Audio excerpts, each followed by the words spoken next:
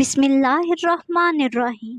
अस्सलाम वालेकुम। इस्लामिक बात 9 पर आने वाले मोहतरम नाजरीन को खुश आमदीद। आज की वीडियो में मैं आपको एक ईसाई बादशाह और हजरत उमर रजी अल्लाह तआला अन्हो के बारे में बताने जा रही हूँ। एक दफा एक ईसाई बादशाह ने चंद सवालात लिखकर हजरत उमर रजी अल्लाह तआला अन्हो के पास भेजे और इनके जवाबात उस्मानी किताबों की रूह से देने का मुतालबा किया। इनमें से एक सवाल था कि वो कौन सी कब्र है जिसका मुर्दा भी जिंदा और कब्र भी जिंदा, और कब्र अपने मदफून को सैर कराती फिरती थी। फिर वो मुर्दा कब्र से बाहर निकलकर कुछ अरसा जिंदा रहकर वफात पाया। हजरत उमर रजी अल्लाह तआला अन्हो ने हजरत अब्दुल्ला बिन अब्बास रजी अल्लाह तआला अन्हो को फरमाया कि इन सवालात के जवाबात लिख दें। हजरत अब्दुल्ला रजी अल्लाह तआला अन्हो ने इस सवाल का जवाब तहरीर फरमाया। वो कब्र जिसका मुर्दा भी जिंदा और कब्र भी जिंदा। वो मुर्दा हजरत यूनुस अलैहिस्सलाम थे और इनकी कब्र मछली थी जो इनके पेट में रखे जगह जगह फिरती थी,